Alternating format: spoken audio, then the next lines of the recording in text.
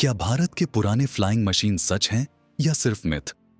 आपने रामायण के पुष्पक विमान के बारे में तो सुना ही होगा। वह फ्लाइंग रथ जिसमें रावण सीता को लंका ले गया था और बाद में राम और सीता ने वापस अयोध्या का सफर किया था। लेकिन क्या यह सिर्फ एक कहानी है या सच में हमारे पूर्वजों के पास फ्लाइंग मशीन थी? आज हम इस वीडियो में इस पुराने रहस्य को एक्सप्लोर करेंगे, जिसमें पौराणिक कथाएं, विज्ञान और मिस्ट्री का जबरदस्त मिश्रण है। अंत तक जरूर देखना, क्योंकि सबसे बड़ा सरप्राइज आपका इंतजार कर रहा है। पुष्पक विमान का जिक्र सबसे पहले रामायण में होता है। यह एक दिव्य फ्लाइंग रथ था जिसे रावण लंका लेकर गया था। कहा जाता है कि यह विमान इतना उन्नत था कि यह हवा में उड़ सकता था और किसी भी दिशा में मूव कर सकता था। लेकिन क्या यह सिर्फ कल्पना थी या हमारे पूर्वज सच में फ्लाइंग टेक्नोलॉजी जानते थे?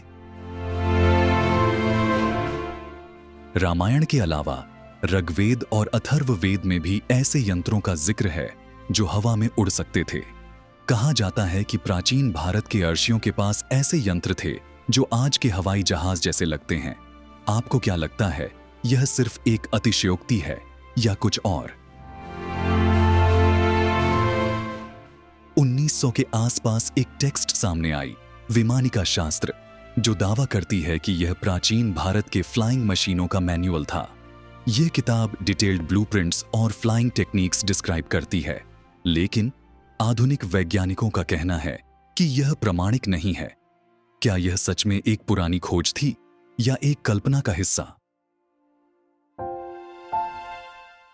अब जरा इसे विज्ञान की नजर से देखें। जब राइट ब्रदर्स ने अपना पहला प्लेन बनाया, तब यह एक क्रांति थी। लेकिन क्या यह संभव है कि हमारे अर्षियों के पास ऐसी ही टेक्नोलॉजी थी हजारों साल पहले? क्या उनका ज्ञान किसी उच्च सभ्यता से आया था? कई साजिश सिद्धांतकारों का मानना है कि प्राचीन भारत में जो विमानों का जिक्र है, वह एलियंस की टेक्नोलॉजी थी। क्या एलियंस ने प्राचीन भारत के लोगों को ऐसे डिवाइसेस दिए थे? और अगर हां, तो उनका उद्देश्य क्या था? लंका के बारे में कहा जाता है कि वह एक अत्याधुनिक शहर था जिसमें हर तरह के जादुई और वैज्ञानिक डिवाइस थे। पुष्पक विमान भी इसका एक हिस्सा था। लेकिन अगर यह इतना उन्नत था, तो यह टेक्नोलॉजी आगे क्यों नहीं बढ़ी?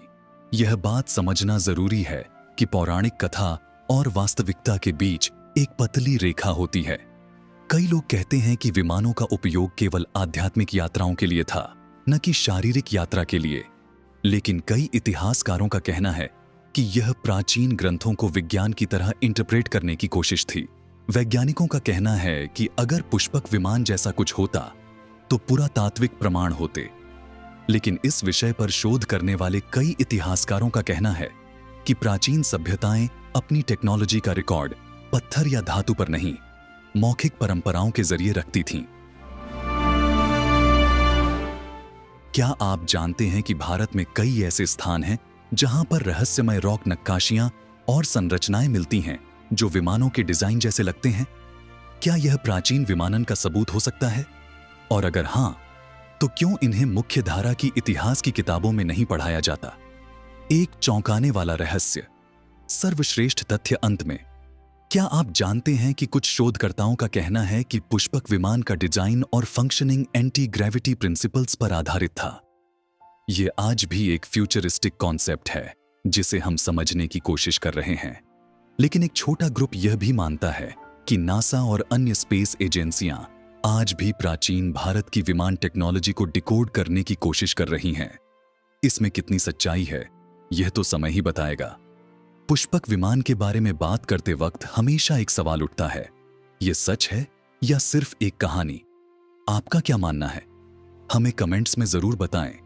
और अगर आपको यह वीडियो पसंद आई हो तो प्लीज लाइक करें, अपने दोस्तों के साथ शेयर करें और हमारे चैनल फैक्ट क्रॉनिकल्स को सब्सक्राइब करना न भूलें। आपके सपोर्ट से ही हम और ऐसे ही अद्भुत तथ्य और रहस्यों के साथ वापस आएंगे। मिलते हैं अगले वीडियो में। तब तक के लिए ध्यान रखें और जिज्ञासु बने रहें।